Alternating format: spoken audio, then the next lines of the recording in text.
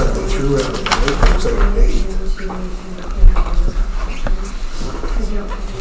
8. Welcome to our first finance meeting of the year.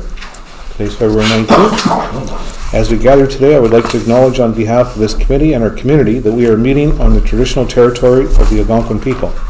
We would like to thank the Algonquin people and express our respect and support for their rich history. And we are extremely grateful for their many and continued displays of friendship. We also thank all the generations of people who have taken care of this land for thousands of years. I got to tell you, I'm very excited. For a number cruncher, this is my time of year, so let's get started. Does anyone have any pecuniary financial interest to declare? I haven't seen none. Minutes from the previous meeting. Moved by Maureen McNeil and second by Harold Levine. Motion to approve the minutes of the Finance Committee meeting held on July 15th, 2024, open session. Any discussion? All those in favor? Carried.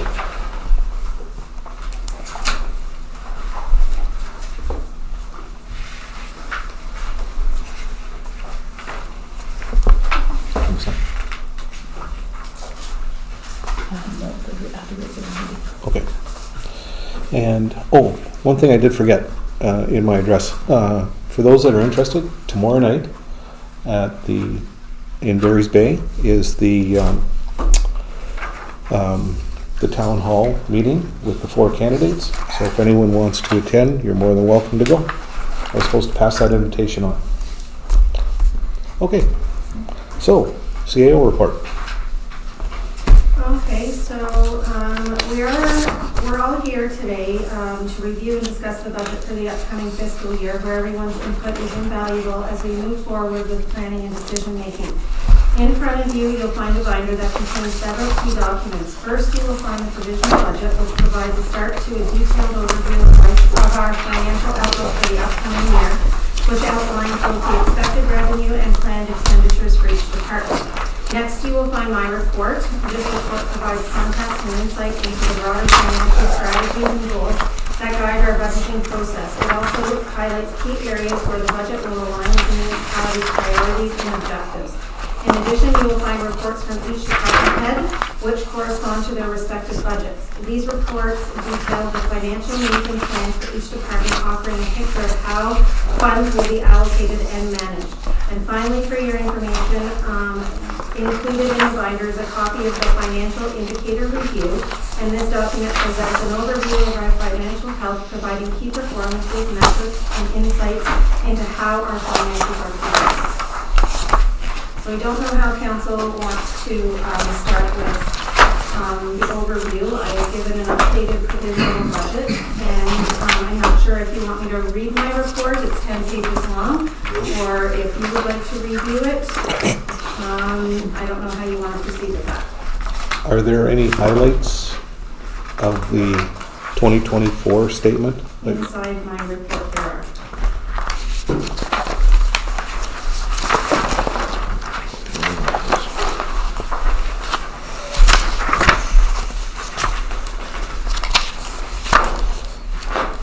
So if we wanted to skip you, who do we go to next? Charlene. You're on the clock. It's me. I'd like to reserve the right to come back to you. Well, of course, we all reserve that right. Okay, so I just have prepared this report, so it's just for council's information. As part of the municipality tax collection process, properties with outstanding taxes may be subject to tax registration and potential sale under the provisions of the Municipal Act 2001.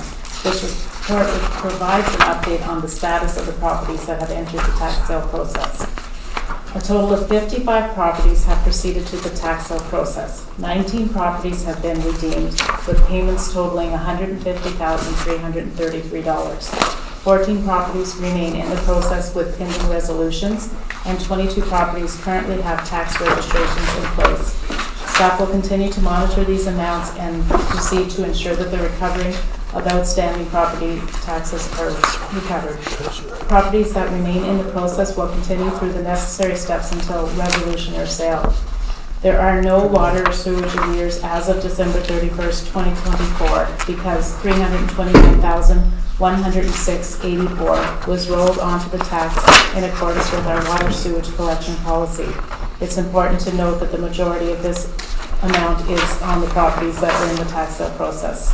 Staff will continue to provide updates as necessary.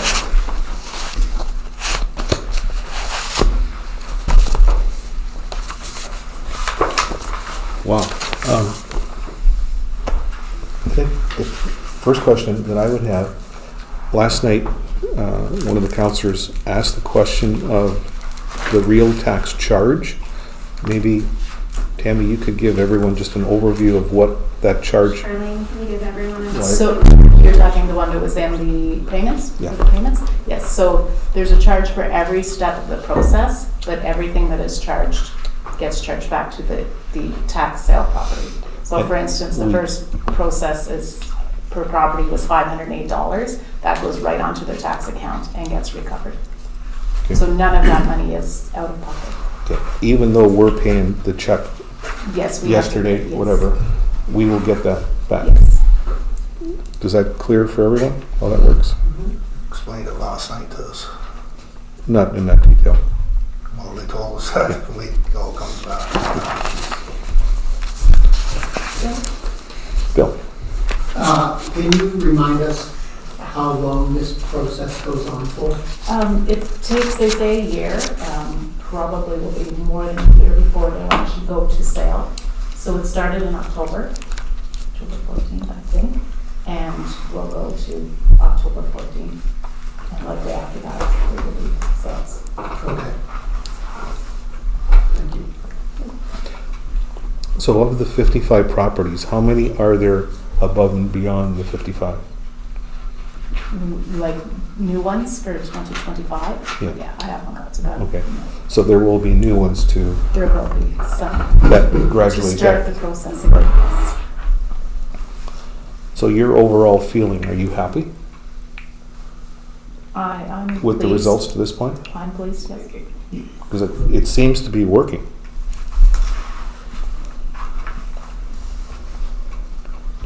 Does anyone else have any questions? Wow. Okay, let's move on. That's it for me. That's it for you? Who's next? Back to my report, because other than that, then it's closed. Okay.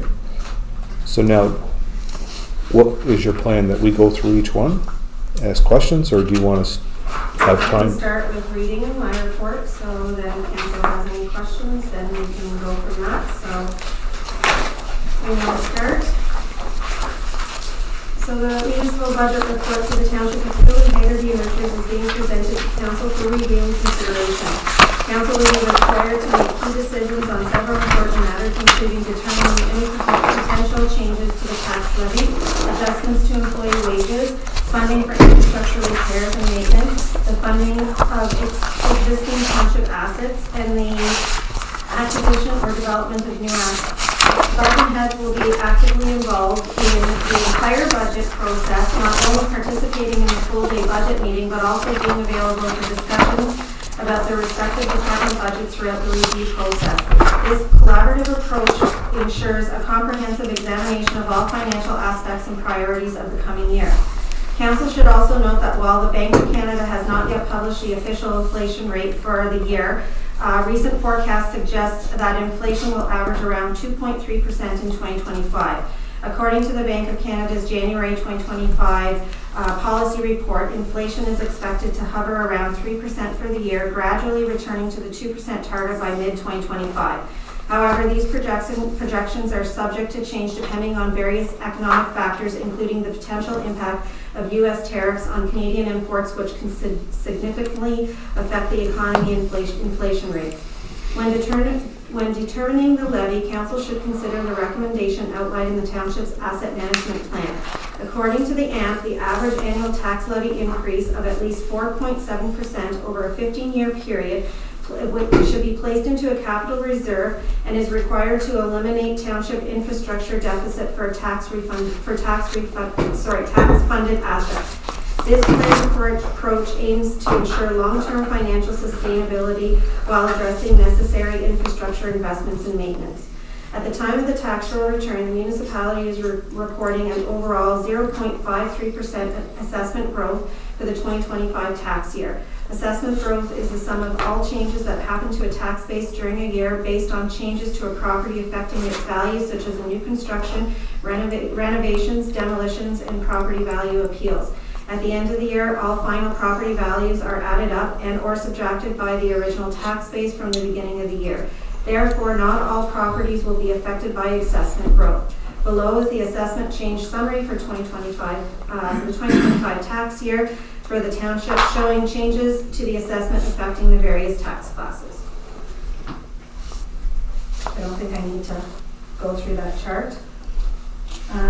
It's important to note that property value reassessments remain frozen as municipalities await notification from the province regarding updated valuation timelines. Currently, all property values are based on the 2016 current value assessments. So as I said at the beginning, I have provided you with a financial indicator review, which is at the back of your binder. I will let you go through that. The key financial indicators show that the total taxes receivables, less allowance for uncollectibles as a percentage of the total taxes levy, measures the percentage of those taxes that remain uncollected. The township's level of risk is high. Net financial assets, or net debt, is as a percentage of own source revenues. We are low in that section. Reserves and reserve funds, we are at that low. Cash ratio, our risk is low.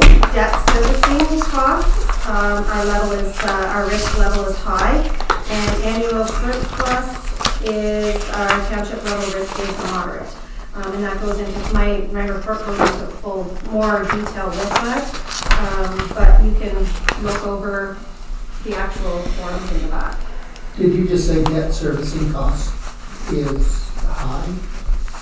Low. It looks low to me. Oh, sorry, low. I missed Okay. that. I was looking at the closing amortization balance, sorry. Okay. Yeah. Sorry about that. Yeah. So the township's 2024 annual repayment limit is $775,962 with a borrowing capacity of 7% over a 10-year period. So the $775,692 for the township in 2024 represents the maximum amount the township can allocate annually towards principal and interest payments on debt. This limit is set by the Ontario Municipal Affairs and Housing to ensure municipalities do not take on more debt than they can reasonably afford. The borrowing capacity of 7% over a 10-year period means that the township could take on new debt, but the total annual repayment limit cannot exceed 7% of its annual own source revenue, which includes property taxes, user fees, and non-grant revenue. This limit is designated to maintain financial stability and prevent excessive borrowing that could strain the township's budget. In practical terms, if the township chooses to take on new debt for infrastructure projects or other needs, it must ensure that the resulting annual debt payment remains within this limit. Intergovernment funding sources. So funding sources such as the OCIF, CCBF, and play a critical role in supporting the municipality's budget. These funds help offset the need for significant tax levy increases by providing essential financial support for infrastructure projects, public service, and community programs. Without these contributions, the municipality would face greater pressures to raise taxes to cover operational and capital costs, potentially placing a heavier burden on the taxpayers.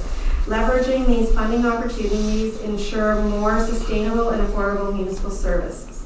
So CCBF 2025 allocation, the township is expected to receive $78,927.80, which is an increase of $3,157.11 from 2024, with the total township CCBF account total balance forward being $95,510. So right now, that's what's in our reserve is the 95,510. The CCBF, formerly known as gas tax, provides municipalities in Ontario with long-term stable funding for infrastructure projects such as roads and bridges, public transit, water and wastewater systems, recreation and culture, waste management, broadband connectivity, climate change and disaster mitigation, energy systems, and energy systems. Any questions about that one? 2025 allocation, the township is expected to receive $1,056,000, which is an $83,000 increase from 2024. Provides unconditional funding to meet local needs such as general operating support, policing and emergency services, infrastructure and maintenance, social and community service, property tax relief, and property tax relief. OCIF 2025 allocation, the township is expected to receive $305,734, which is an increase of $39,878 from 2024. OCIF provides funding for core infrastructure projects to support community growth and sustainability, such as roads and bridges, water systems, wastewater and stormwater systems, and solid waste management. Municipalities can use OCIF funding for rehabilitation, replacement, expansion, or construction of eligible infrastructure projects to support community growth and sustainability. I've provided the reserve analysis. So right now in our working funds, we have $2,419,755.76. This year we were able to add in $322,411.41. Our Commonwealth Insurance, which is our KPP, we had removed $1,211.70, which leaves us with $22,304.42. Roads, again, we were able to put money away into reserves. We were able to place $252,500 with a balance leaving the roads reserves at $484,580.79. Killaloo Hydro deposits, so this is interest on our GIC. We were able to add $327.01, so the total amount is $10,309.56. Landfill post-closure costs remain the same at $485,707.60. Investment in ORP, ORPC, which is our interest in dividends, we were able to add $7,335, bringing our balance to $68,827.77. Our capital waterworks remain the same. There was no additions or deletions at $15,258.84. Landfill closing costs remained the same at $305,000. Capital fire, we were able to put in $65,000 into reserves, which leaves us our balance of our reserve of $123,375.64, and hydro reserves remain the same at $399,952.37. Just a question, Tammy. Our working funds are 2.4 million, so we have to take off our arrears off of that? No. That's our balance. That's our Balance that's in there. That's our balance, including the arrears, right? I'm not sure what you mean. Okay, so last year's on Will's statement, he listed the working funds, but then he also had a page of... And we'll go over that through the full finance meeting. Okay. So that could be something we could bring up with Yeah, him, but as far as I'm concerned, that's our Yeah. total balance in there. See, that's what happened last year, where we thought we had 2-point-something million, and then we had to take off the arrears off of that to get to the real number. So, but I will ask Will that. While intergovernmental funding sources are essential to supporting the municipality's budget, they cannot be relied upon solely. These funds are often variable, subject to program eligibility, and may not cover all the municipality's needs or long-term priorities. As such, it's essential to strike a balance between external funding and local revenue sources, such as property taxes, water and wastewater fees, and user fees to maintain financial stability. Relying exclusively on intergovernmental funding would leave the municipality vulnerable to changes in funding available and fail to fully address the growing demands for services and infrastructure. The following are numerous factors that influence the budget. So increasing insurance costs. The July 2024 municipal insurance renewal was increased by 25.95%, resulting in a premium increase of $29,389.16. Increasing benefit costs. In 2024, the original offer for Manulife was an overall increase of 40.2%. However, our broker negotiated, bringing down the overall increase to a 21.9% increase for 2020. And for 2025, our broker is expecting an increase of 15%. Inflation has continued to rise, driving up the cost of fuel, machinery, construction materials, and other essential resources for municipal operations. These increasing expenses have made it more difficult to balance budgets and sustain essential services. Rising police costs. A new 4-year collective agreement for Ontario Provincial Police personnel has led to significant cost increases for municipalities. The township faces a 0.52 levy increase due to policing costs. In 2024, policing expenses totaled $482,757, and in 2025 they are projected to rise to $499,384, reflecting an increase of $16,627 or 3.44%. Rising waste management and recycling costs. 2023 waste management and recycling costs totaled $298,416.72, and 2024 totaled $323,228.37, reflecting an increase of $24,811.65, or an 8.32% from a 2023 to a 2024 increase. Aside from a limited number of grant opportunities and the fees and service charges imposed, property taxation is the municipality's primary method of generating revenue to cover expenditures. As a result, the municipality has not raised fees for many services despite rising costs. Small tax base with 2,250 tax bills printed and mailed, bringing in approximately $3,587,802 in taxation revenue in 2024. The water treatment plant increases. Water revenues for 2024 were $180,612.05, with costs being $180,056.65. The Aqua contract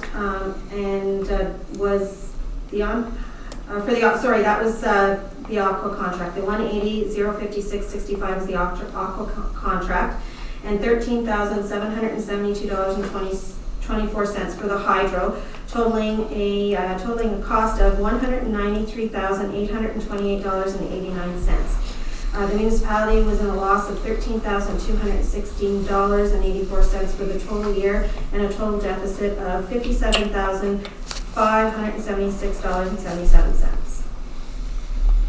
The wastewater treatment plant increase.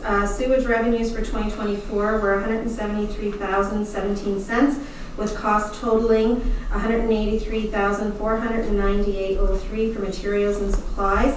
Aqua Capital, the Aqua contract, and Hydro was $26,676. The loss the municipality faced was $10,497.86 for the year, with a total deficit of $16,599. Special area rate. In 2000, the special area rate was implemented as part of negotiations between both councils from the Village of Killaloe and the Township of Haggerty and Richards amalgamation committees. There was input from the public regarding expenditures relevant to the Village of Killaloe.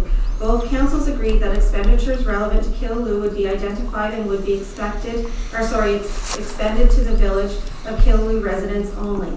In amalgamation talks in 1998, the subject of the special area rate being determined by property assessment and determining what would be considered a special area rate charge was part of the negotiations between the Village of Killaloe and the Township of Haggerty and Richards.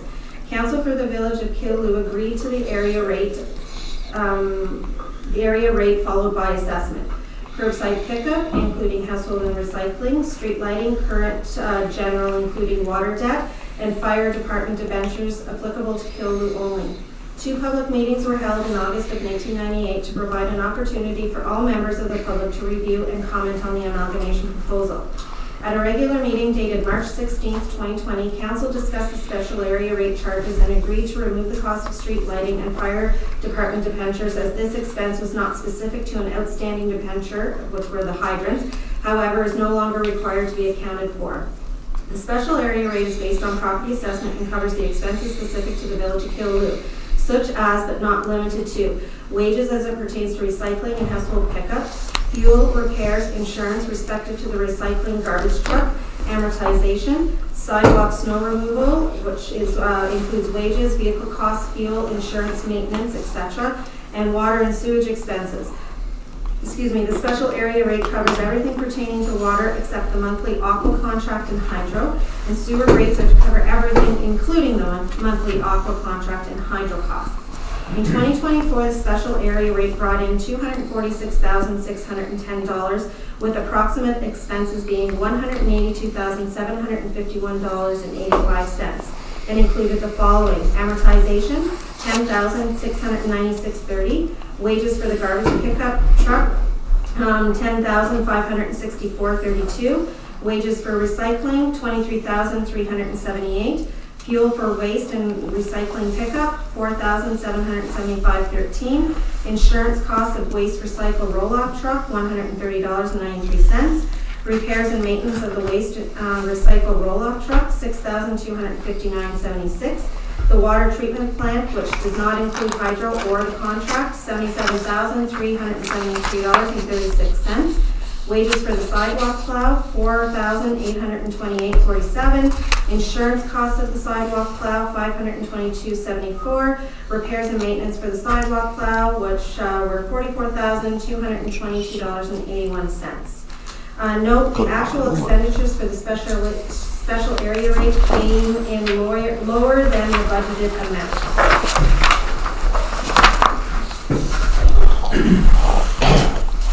I have a question. So fuel, repair, insurance for the recycling garbage truck. Is that just for when it's used in Killaloe? Because that truck's used in Round Lake as well. It was council at the time had decided, had agreed, because it was bought specifically to pick up the garbage and recycling in Killaloe, that all costs would be put towards that, even though it is used in Round Lake. That's right, it's being used by all the taxpayers, but Killaloe's paying for it. Correct. So that's not right.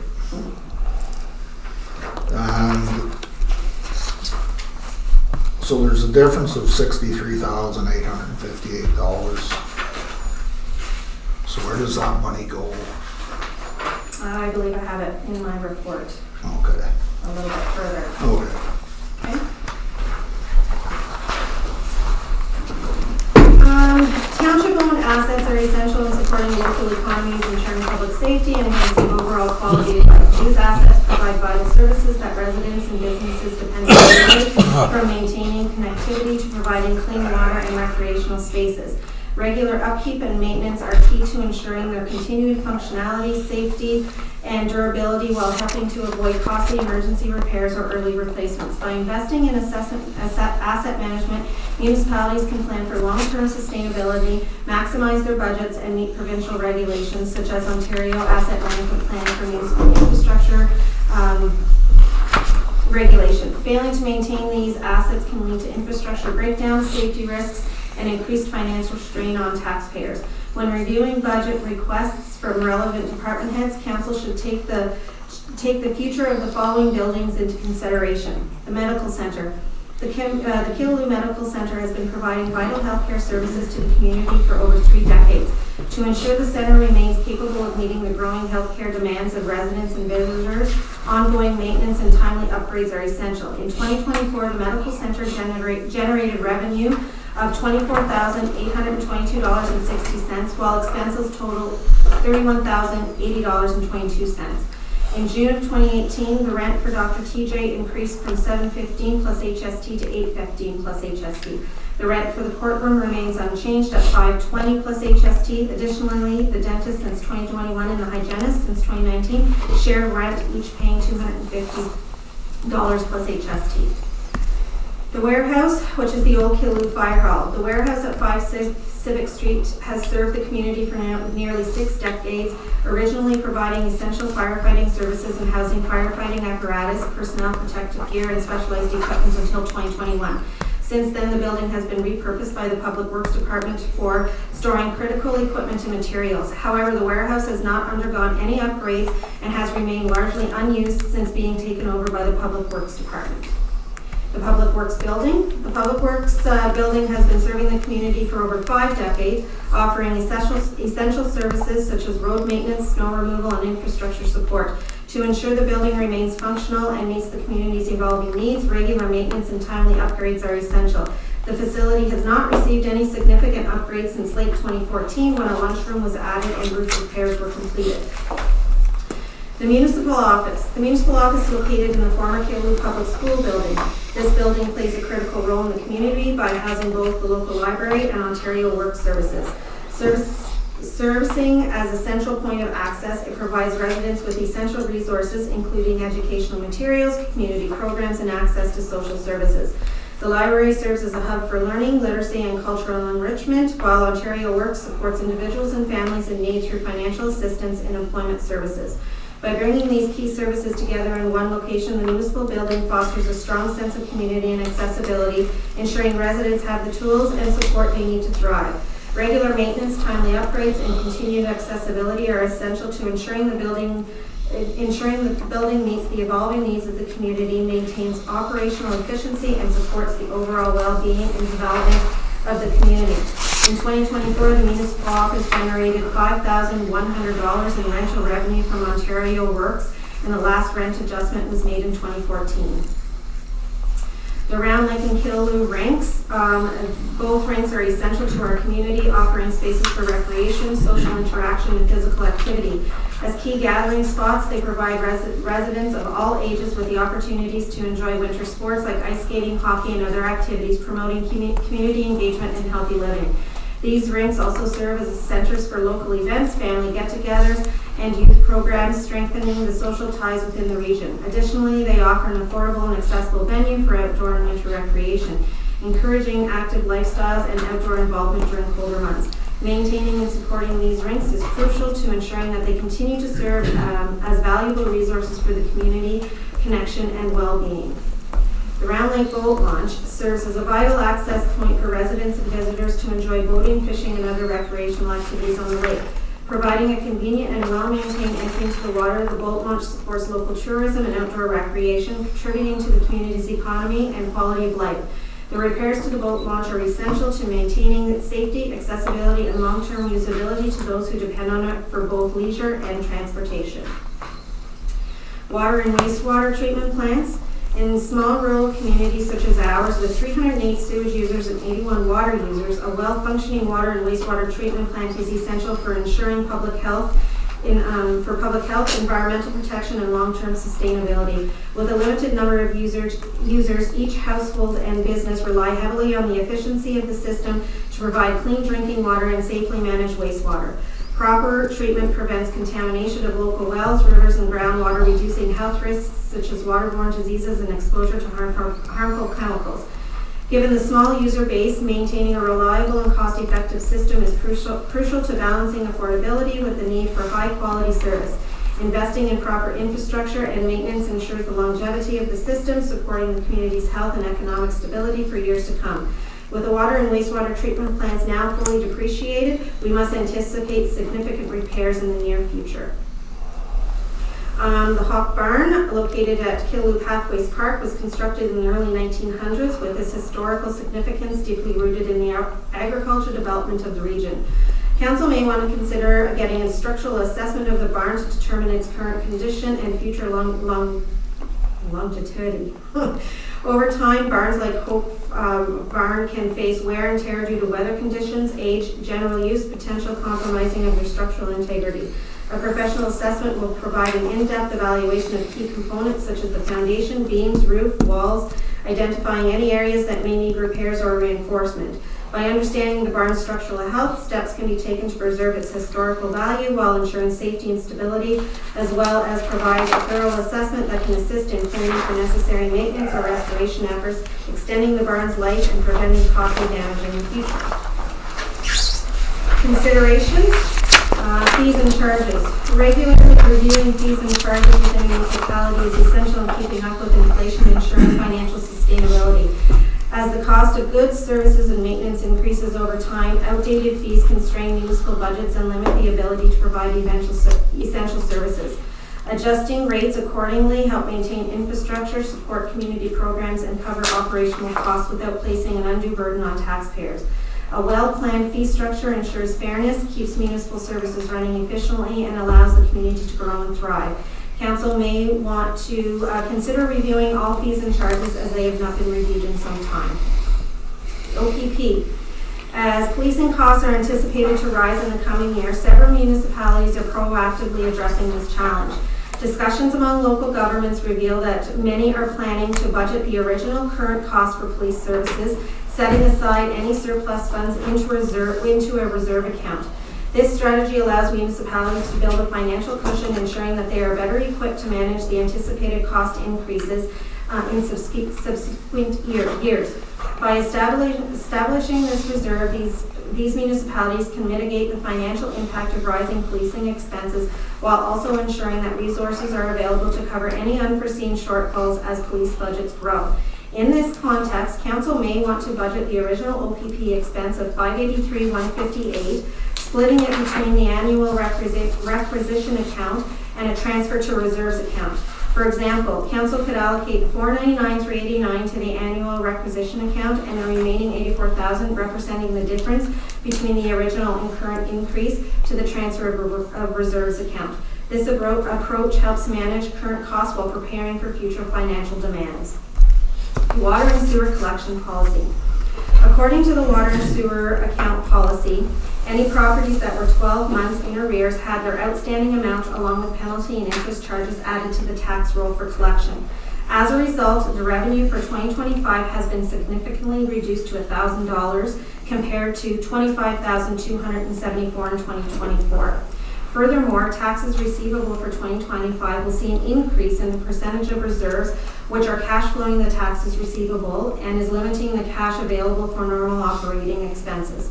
Council may want to review and consider revising the water and sewer collection policy, as this change has removed a revenue stream from the water and sewer operations and significantly increased the taxes receivable, which will be reflected in our annual financial indicator review. In the meantime, staff have reached out to VADM to inquire about the availability of reports that could separate the water and sewer interest and penalty and arrears from the taxes in order to better track revenues and provide a more accurate picture of the actual taxes and receivable balance. You need a drink of water, Tammy? Could you repeat that? And Ted, I thought I did have that where that went. I do have it, but I thought I had it in my report, but I don't. I will find that out for you. I'll give that information for you. Okay, thank you. Yeah. Does everyone understand the last one, the water and sewage collection policy? Is there any questions about that one? The very last column. Water and sewage collection policy.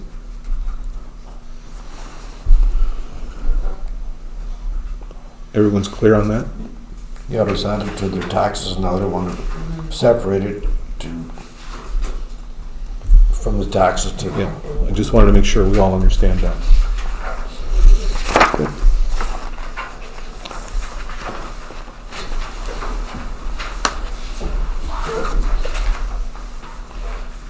Well, that was awesome. Can you repeat page 3 and 4? We discussing this, or we're just going over all this? Or? What do you feel comfortable in, Tammy? Do you want questions as we go along? It's your meeting. It's my meeting, okay. If there's any questions, but I think Bill used the phrase before, we're going to reserve the right to call her back again. once we digest it even more. But Ted, if you have questions, go right ahead. Well, I have a few things.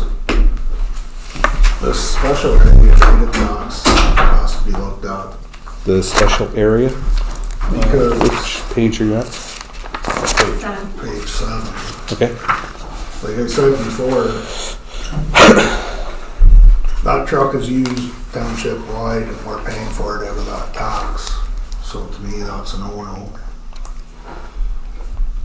That has to be looked at. If we're having a $63,000 at the end of the year, this tax should be looked at and adjusted that people aren't paying so much. I just have a question of Tammy.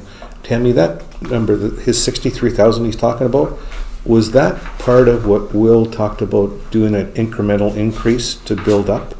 No. That has nothing to do- 63,000 was a surplus because a lot of aqua projects didn't get done, as well as the some of the supplies and stuff. The projects didn't get done, so there was some increases from that. So we did budget for it, but they were unused, so the budget still stays, Yes. but there's no actual, so they could be used next year? Does that answer that? Yeah. Okay. And I have a question on the warehouse.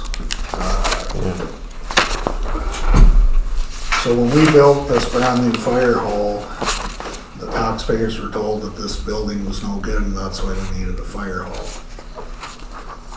So we can't be spending money on a building that's no good. When that fire hall was built, that fire hall was supposed to be torn down. I know we use it, but if it wasn't safe for the fire trucks, it's not safe for the sidewalk. We had a lot of money spending there to keep that place to... Any money we sink into it, we might as well throw it out the window. Because it still will be an old fallen down building.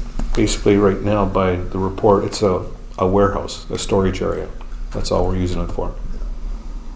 And the ambulance people, they don't still go there? They do. They do? Go there. Just go there.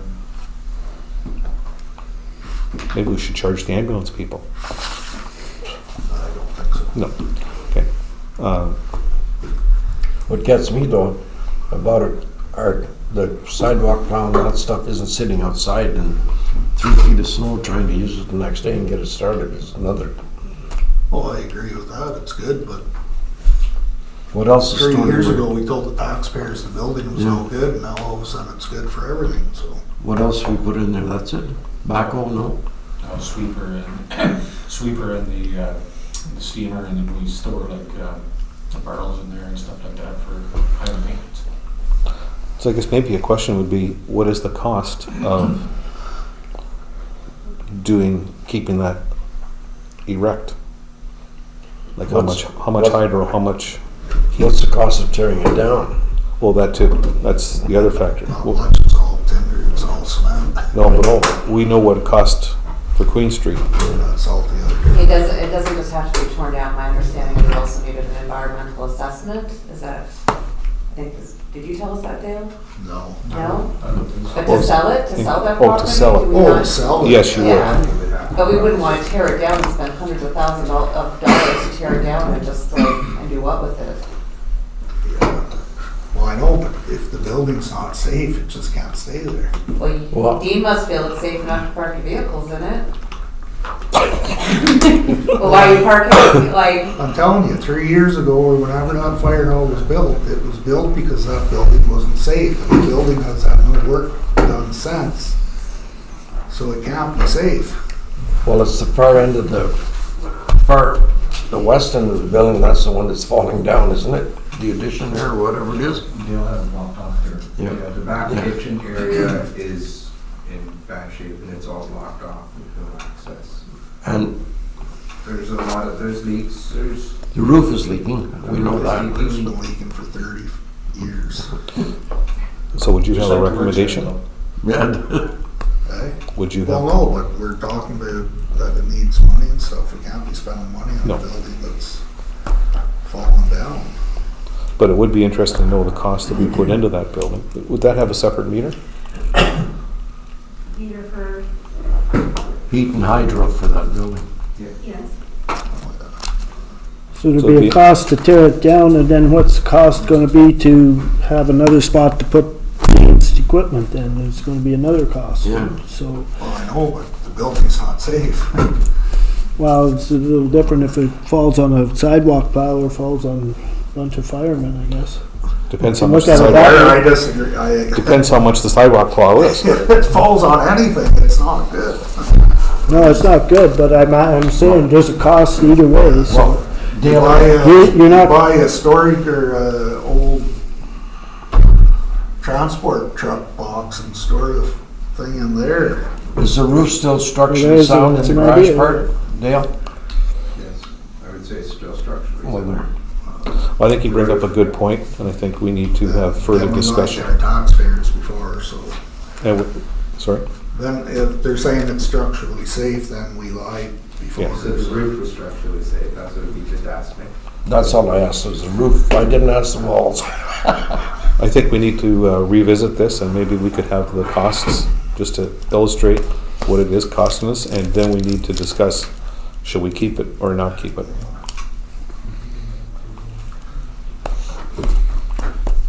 Part of the discussions, Ted, back in the day, wasn't necessarily unsafe, it was just the cost to fix it was so astronomical. Well, yeah, I remember back then they were saying it probably been $300,000, so there you go.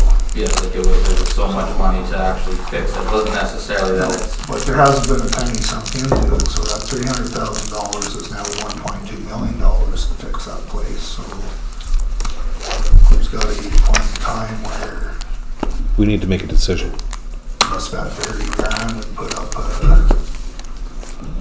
30 by 30 structure and park your equipment in there. But there's no difference in, like, between both the warehouse and the works area, they're basically the same thing. Oh, I know You know what I that. mean? Like, this morning, we had to get two guys on each side of the door to lift it up because the water was leaking in and freezing it. So we Yeah. couldn't even open the door. Like, so there's issues with both buildings. Yeah, Definitely, yeah. to be quite honest. One thing about the fire hall, it's got good doors.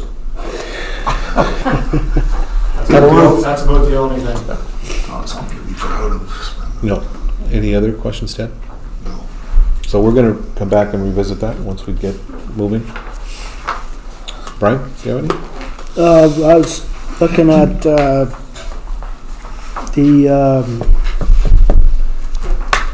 money we're taking in for, like the medical center, the courtroom and all that stuff. Like, we're not recovering, we're not recovering enough money. We have to, up the, rent.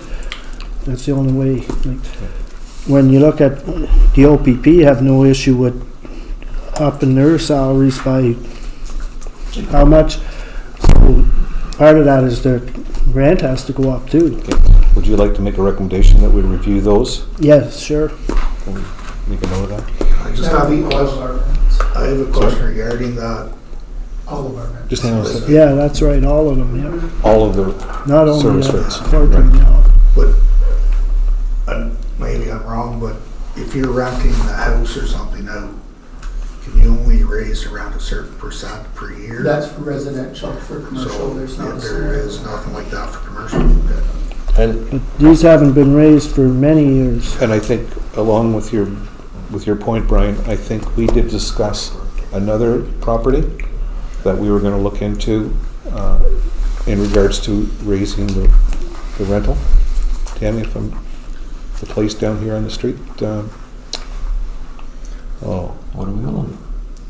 I don't know what. where the Bell thing is it? There was another building we were gonna increase rent, or we were gonna look at. We don't own nothing else. You were gonna talk to a real estate, Behind the, you were gonna talk to a real estate agent to see what the market value would be? No, that's, the cable building Yeah, on that one. Water Street. No, we weren't going to increase anything at all. We were going to draw up a new lease. Okay, but I thought we were gonna look at talk to the real estate people to see if we could increase that also. No? No increase. doing a whole new lease. Okay, It wasn't an increase or anything. The lease that we had with the previous tenant is no longer, and now a new tenant wants to come in to lease. And that's where we Okay. need to figure out what companies to determine what they want the lease for, right? 7 the max 4 years. yeah. Carl? Uh, So, excuse me, Carl, so we'll put that down, all service areas. Okay. Yep, This is awful cheap to me. Additionally, the dentist office since 221 and hygienist since 219. Is there a dentist there yet? yeah, there is. But they're, what, oh, okay, they're each paying $250, that's $500. Okay, I thought they were only paying $250. I didn't know there was a dentist still. Harold, do you have anything? Bill, do you have? Yeah, regarding the OPP charges and your suggestion for putting some to reserve, I didn't think it said, you suggest that council could allocate $499, $389 to the annual increase and the remaining, but I didn't think the annual increase turned out to be that much. $499? Yeah. Yes, it is. Yeah. It originally was $583. 583, and it's 499. Yes, after they came back with, when the original came out, they came back with an increase and it's $499. Okay, I thought the decrease was more than that. I think that's a great idea to set up the reserve so we're fixed at the rate we're paying right now, but the reserve is there to top us up as each year goes on, because it's gonna continually go up. As we pay that year before, the overtime costs, and they recalculate the cost. I So think that it's great. means though, so if council, just so that council's aware, that if that is the case, then I think it is from the original would be a 20.8 increase, percent, 20.8% increase. So that would, because that would be going into the original cost that came in, the statement of 583,158. It was determined that that was the increase was $100,401. So it would be, we would have to set up a reserve for 84,000 according to your sheet. So But we still have to, if we can afford it, I think it's something we should seriously look at to help us in the future. But that can be discussed when we go line by line in that area. Can you finish your sentence? Oh, But you have to.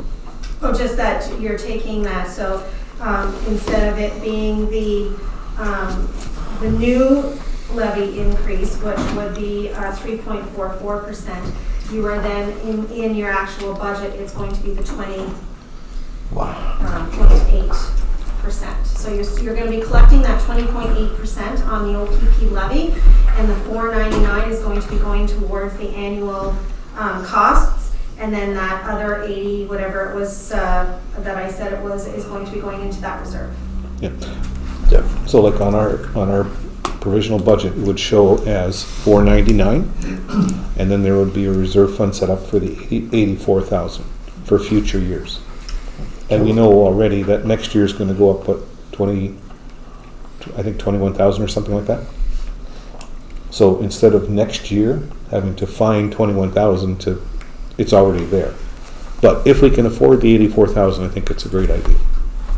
Can we not just go up a certain percent instead of the 84,000? Like a Well, no. 10% instead of 20 or something like that? No, the reason she got the 84th, well, yeah, you could put anything you want in the reserve. Oh, that's what I'm But saying. the numbers are there for you to crunch, whatever way you want to go.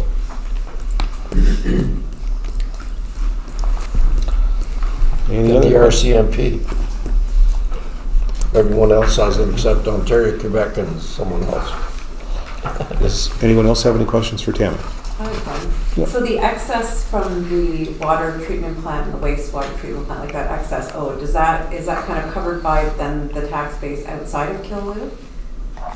No? Okay. Bill will go over that with you on full day finance meeting. And Should let be know there. what goes into the When you say a deficit, what are you saying as a deficit? What's your meaning of? Budgeted as a loss. Okay. In the reserve now, in the analysis that we did, it's budgeted as a loss. Nobody covers it and it gets carried forward. Okay. And that's where the increased rates will come in to offset that in the future, right? He promised. Okay, moving on. If there's no other questions.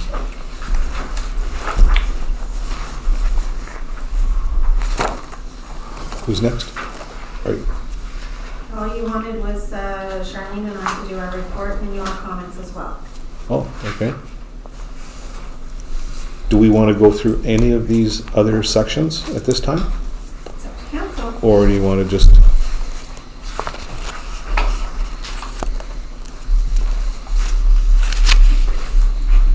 Will staff be reporting their requests? Yes, and staff are welcome to do it if council would like any of staff to walk them through their budget right now if they would like. Well, they all came here. I They're going think, to be coming to every finance. Oh, are they? Mhm. I think if we asked each staff member to give us a brief synopsis of their own budget, like briefly, and because I think this is a little overwhelming as far as getting everything at once. I think everyone needs to digest a bit, and then we'll have questions. But just to run through a quick overview, I think that would be helpful for everyone. So everybody's budget asks are in this binder. So far, there are some in, if you go to, like, let's say, we'll take Dale for instance, because he's one of the first ones there. If you look at his tab, he's got some things that are in there, and he explains as to why they're needed. And then if you look at, I think the third page, he has things to be thinking about in the next few years or sooner. So those are just, future expenses to think about. Bob has his in there. Sarah, I believe you have yours in there as well. Dean has some in there. I don't have it in mine, you have it in yours. Some asks in there for his. So it's up to... I would suggest that instead of having everybody read their stuff to us, Oh no, I don't want that. We don't want that tonight. we take this and we go over it. Okay. So then the next time they come to the meeting, we have our questions prepared. Do any of you want to just give us a brief Coles Dome on anything, or? Whatever council wants. Because I know, like, it's been you've been here for an hour. If you want to give us 5 more minutes and just go over that, like, just something quick, just to put a flavor into it. Well, as everybody, the department heads, they did put in their provisional budgets, like Tammy said earlier. There's no sense of going over everything. No. I think like Ted said, it's probably best to take it home, take a look at it. There's no sense of going through everything, kind of with the budget or whatever, kind of seems So he's going through a little bit, and not at all. Yeah. That's it. The only thing is, the only thing I kind of recommend is what's my wish list, so to speak. If you look at some of the back pages kind of thing of my report. 2026 Tandem plow truck. We're going for now roughly $400,000. Our 2013 truck is probably close to $300,000 on it. It's getting older. It's a 2013, sorry, it's 2013. I got a pricing on the back there. As you can see, a grader at lower pricing for refurbished only. That means what they would do is come in and take a look at our machine and give us a quote on refurbishing, which means that they will rip the engine, transmission, axle, everything out, paint it and stuff like that. But that's not in the quote. That's just what they're going to quote on doing the inspection for both the loader and grader, because the grader is a 2014, 10,000 hours. By the time 13,000 hours rolls around, they say that the engine needs to be done. I'm just looking forward, looking ahead. Our loader is a 2010 624 same thing, it's getting up there with the hours as well. I think it has almost 13, so it's pushing its limits. And a new one there, I didn't have it in my report here with the binder, but I got my email back there for a new grader. And a new grader with tax, or without tax, is $615,000. And then with a wing, it's $75,000 on top of that. So it is expensive. They are expensive. Equipment and everything, but if you don't maintain, not just equipment, like all infrastructure in the municipality, like we're moving backwards instead of forwards, I'll be quite honest. So we gotta kind of move a little bit ahead of the game instead of behind, because like we're talking about the buildings, for instance, you know, there's 2 buildings that just, well, there's more than 2 buildings, I'm just saying, like with the warehouse and the roads are the building for 2, not considering this building, plus, you know, the medical center needs attention, and the, you know, information booth, the hot barn, you know, stuff like that. And the council really has to start, you know, doing stuff towards their infrastructure. I was looking at a sidewalk plow rental. We spent $44,000 on it last year alone. I budgeted for 40. We had to get it shipped to Ottawa a few times. It's a 2009, I do believe. I'd have to look again to make sure. But again, it's getting its life cycle is getting pretty worn out. Gravel and roads, if council wants to sooner than later for tenders, it'd be nice to get the gravel. Whatever roads that council wants to do, I know we usually had a road tour. Not sure if council's doing that this year or not. But yeah, sooner than later, it'd be nicer to get whatever roads council wants to do and get the tenders out before other municipalities have them out. I know like the county probably has theirs out by now, but still, it'd be nice to get ours out. A-gravel is usually a first for us, usually kind of thing, and then the roads, whatever council want to decide on which roads to pave, which roads to, you know, maintain or whatever kind of thing. I have a few of the roads down there, that's just mine, and it's not in any order. Mountain View Division to the Lake, Bear Trail Road, Mask Road, they're not in any order.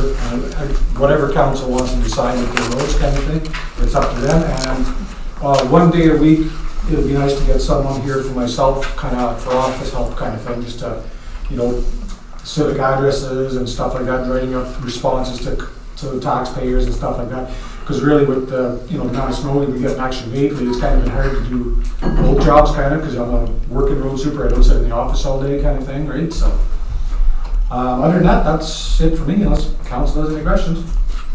Heidi, what's a new sidewalk plow cost? I never priced that. Okay. I'm off the top of my head, it's probably with attachments, because right now we have the snow blower, the sander, the blade, and the brusher head on it, which we could probably keep the brusher head, and probably the blower and sander. But I'm guessing a new sidewalk plow, like I said, I never priced this, is just off the top of my head, probably close to 3. Okay.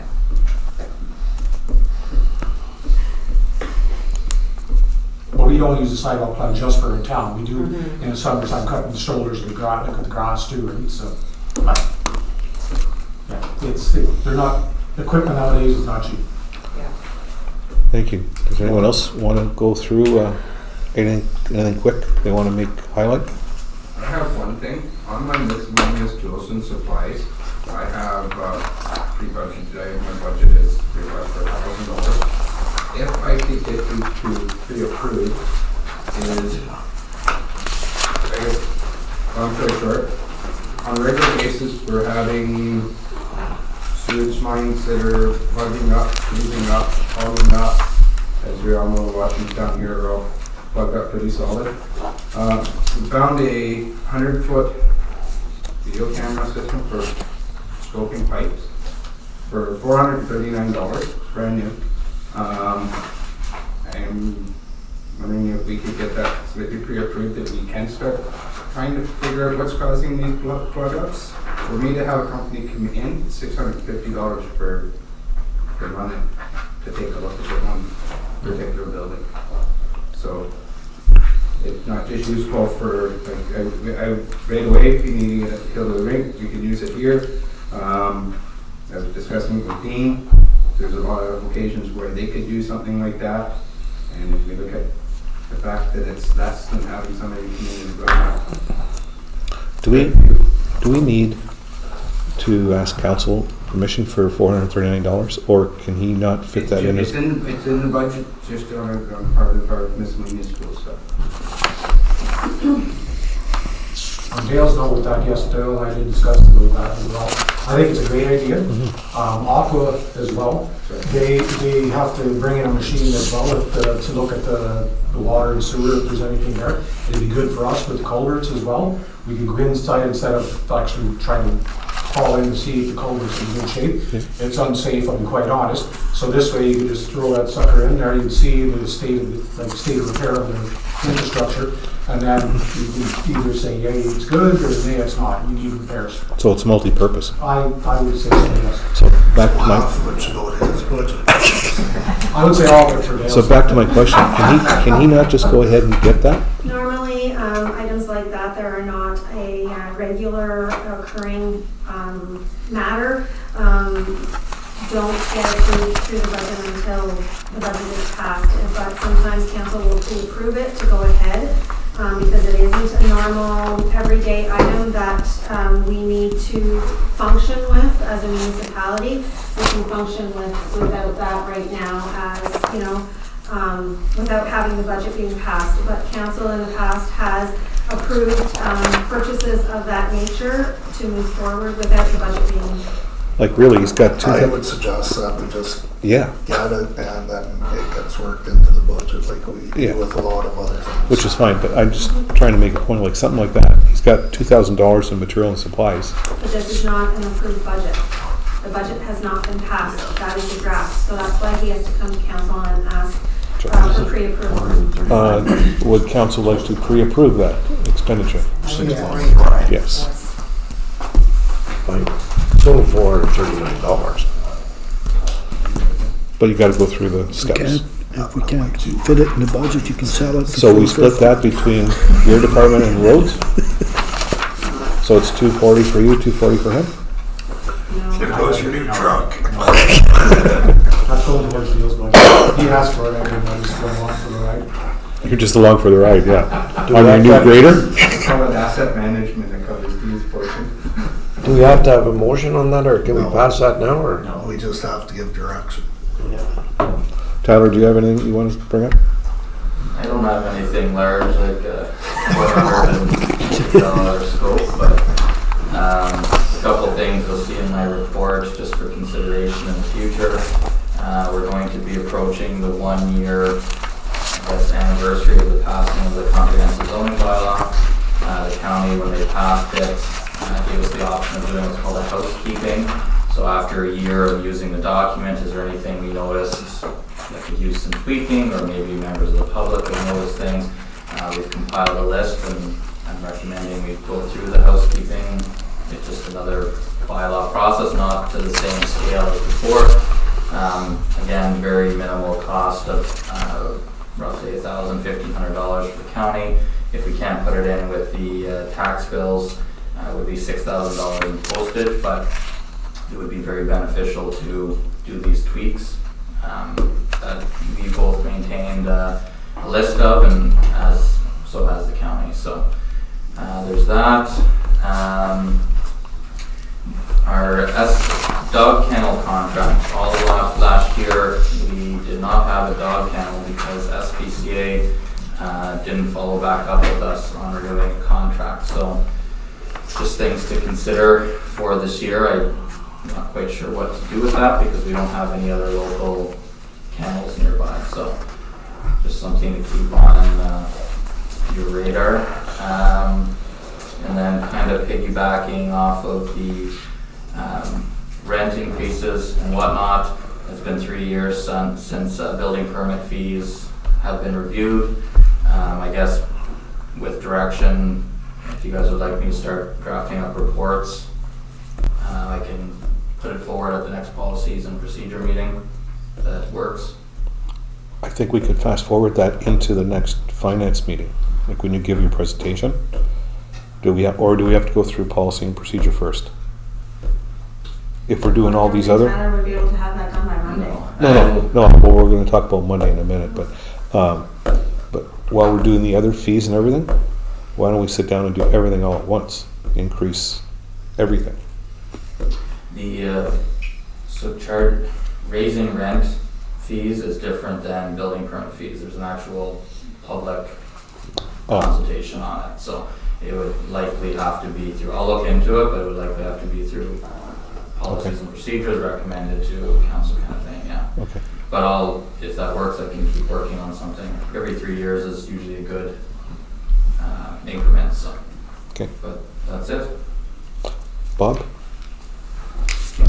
Yeah, I kept the budget numbers pretty well related to what we said on that last year. We're kind of in a maintenance mode of late. I didn't put a protection in for repairs at the Round Lake Fire Hall. I didn't put in a want ad for a new fire truck. This is a maintenance budget.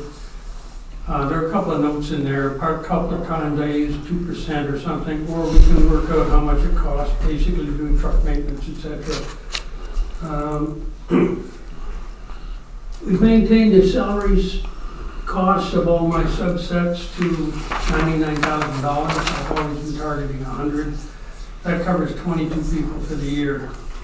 What's going to be interesting coming up, though, we may have to change that, I'm not sure. I've added some extra money into the training budget for specialized training because we are now starting to certify our firefighters in level 1, level 2 competencies, which means I've got to take the people through written exams, and then they got to demonstrate capability in whatever the proctor comes up and demands. Got to do that for level 1 plus level 2. The township has indicated that we will be a level 2. A level 2 means we can do things like interior attack and hazmat, and there's a requirement for us to do that. So there may be some upcoming costs that I'm unaware of at this point. We do have to transport people, we do have to set up a proctor, and et cetera, et cetera. But other than that, there's no serious new focus at all. Back to the training nights. So does that mean at one time we did the units at $35 an hour or $35 a night? So that was for 1 and 2 or just individual? That's $35 for the training night. Okay, that's your 3 hours or whatever we're in every Tuesday or every second Tuesday. That has anything to do with, that's the basic training, but that doesn't relate to the certification process. Okay. Okay. Colton? I have a question for Bob, just not about that, just discussion we had last night when he's here. How many captains is there on the department right now? 5. 5? And the Well, one's a captain and there's no staff, each captain training. And did we replace the last captain that resigned or not? We did, yes. Okay. There's no vacancy if you're asking. Yeah, no, just the last captain resigned and the council wasn't aware if there was a new captain put in place. Okay, it's been a while now, because Carl? Okay, I got one here, truck maintenance. It says, repairs to be made by firefighters are, plus time units or whatever, around to $11,000. 11,000? That's what I'm seeing. Find it in here, that's for sure. But I'm just You wondering, get, okay, the trucks need a truck check every week. no, but there's weekly checks here at $10,069, then we got repairs at $11,000. And we get repair bills from a certain garage for maintenance on the trucks, and we're getting firefighters maintains for $11,000. I'm just wondering.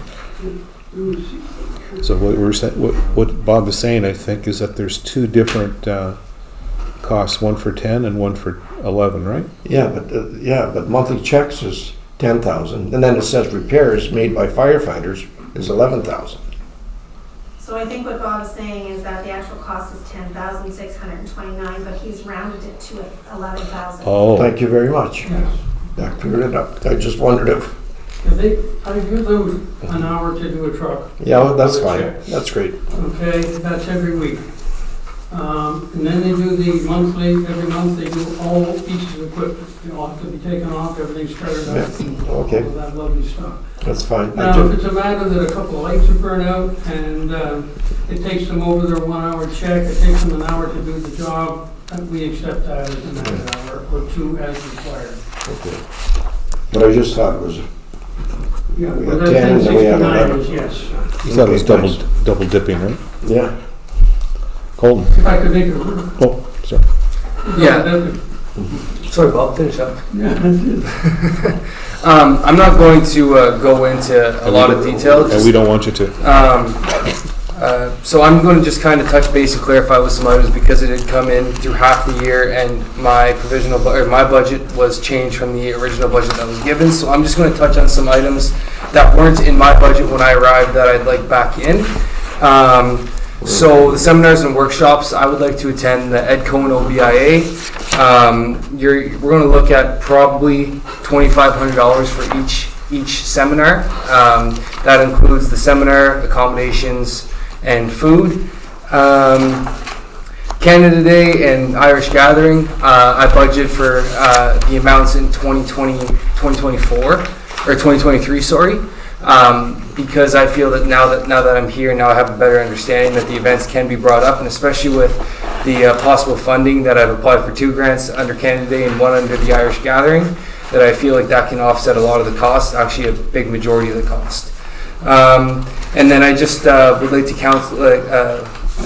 to ask council to think about the newsletter, if we're going e-newsletter or if we're sticking with our hard copy.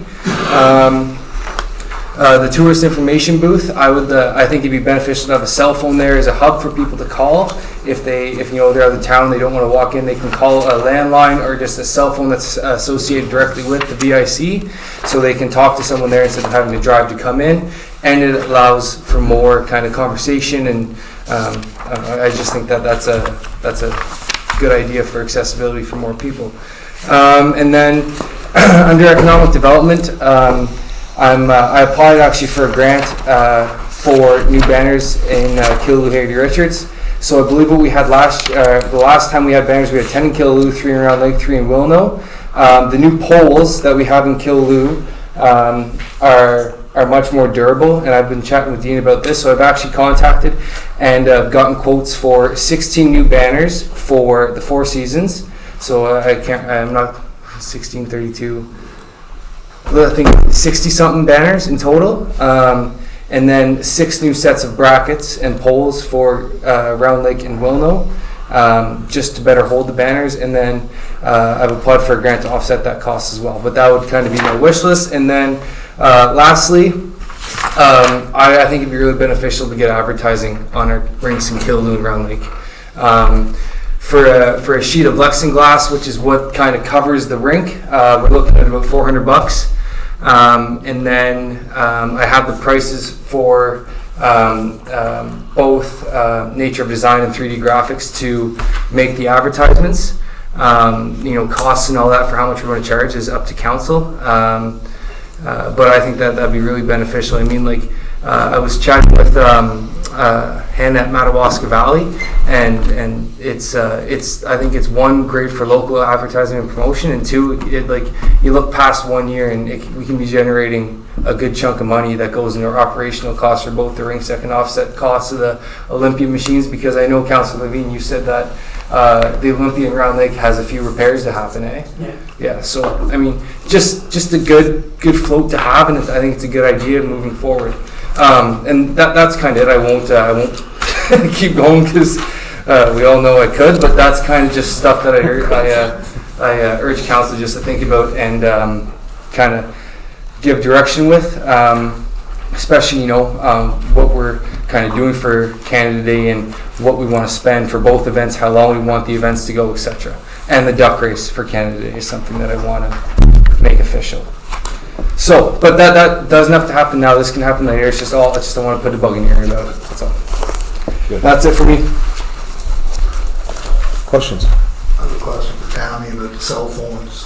Do we pay individually for each phone, or is it like a blanket where you just... We have a plan, Yeah. we've got a business plan, we do pay individually for each phone. Okay, So if we were to get a phone for down We have a there, phone it for would- the, we have a phone for the tourist Oh, information phone. booth. Yes, we have a cell phone. Just not sure where it's been placed. okay.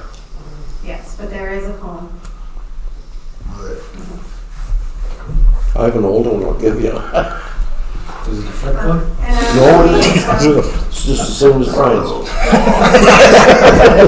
Does it come with a bag?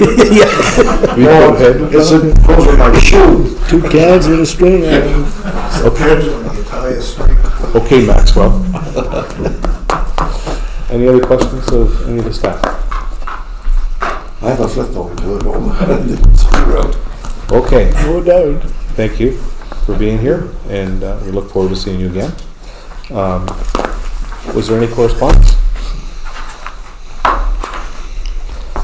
Any unfinished business? Now, I know we originally set next, sorry, yes, Bob. I could at this point, I know we have no retreat processes to do, but I'd like to request that you consider appointing Tom Albert. He's the gentleman that I brought a CV for you a couple meetings ago. He's met his first four meetings with us for training sessions. Very interested to get going. And I'd like to get him geared up and whatnot as soon as possible, if it's okay with you. Tom. Any problems, council?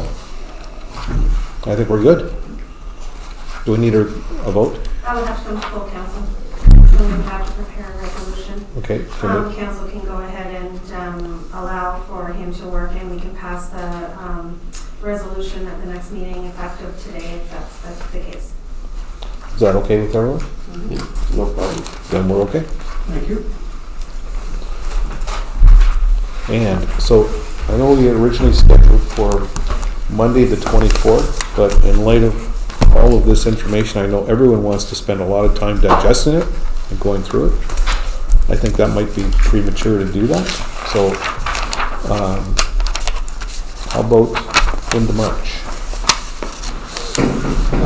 I think we I'm should, away for the last week of March. the last week of March. So in other words, what I'm saying, I think we're going to cancel the meeting on the 24th. Okay. Yeah, that's February. February 24th. And then let's look into March now for availability. You're no good on Thursdays, right, Ted? On such Thursday. Okay. Does anyone else have March, it? I'm no good on the 11th You're or the no, 13th. you're no good that week? 11th or the 13th.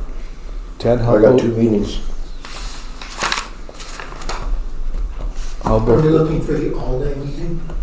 not yet, I don't think, are we? No. I don't. No, this is just a follow-up of this meeting. Why do we need a follow-up with this meeting? Like, what would we do that we wouldn't do in the all-day meeting? Yeah, we, Very true. Very true. Okay, so, well, when would you know about the other people you want to bring in with the all-day meeting? Like Will, They're just waiting for a date, as far as I'm aware. I'm okay, waiting for council to set a date, and then I will let them know when that date is. okay. How about the week of the 10th of March? Yeah, I'm no, oh, my wife got an appointment in Ottawa on the 10th. I got a meeting in Pembroke on the 11th and a meeting in Pembroke on the 13th. Okay, so you're pretty well no good that week. What about the 12th? To the library 12th. board meeting? I'm good with 12th, no problem. The nighttime. Okay. How 12th is about, good. Can we do the 12th? Can everybody else do the 12th? Day meeting, 12th? No. No? how about Monday the 17th, St. Patrick's Day? All-day meeting. As long as you have some Irish whiskey here. That's really rather inconvenient for me. I have a couple of things on the go that day, but I could do it. If that's little things. We could do it on the first day of spring, the 20th. Would you be really grumpy if we made it the 17th? I'd rather. I mean, That matters. I wouldn't be Okay. grumpy about it being. Teddy doesn't want it on the The 17th. 18th, better when I have to go to work. So 20th? 17th? I Because just- we have council the 18th. 17th. Harold? Yeah, I'm fine for a second. Bill, you know? Maureen, okay? Yep. This side? No? You have to wear green. You have to wear a green I suit. don't know, with work and winter, Yeah. I might not be here at all through the day. Depends what winter decides it's gonna leave us. So you pick a day, and if I can be here, I'll be here, and if I can't, 20th, first day of spring. Okay, let's do it the 17th, All day. all day. even though Bill said that it probably isn't the best for him. That starts at 9. Well, if Ted's not available that day, then I'm gonna have to be grumpy for both of us. Are you He doesn't capable, know if he's gonna. are be you available or capable of not. doing that? Of being grumpy for two people? I'm capable of doing it. Does that mean you get extra dessert? Move on. Okay. Well, thank you very much for the first kick of the cat. And I guess now we are going to move into closed. So Oh, now, hold on. does council want all staff to stay for close?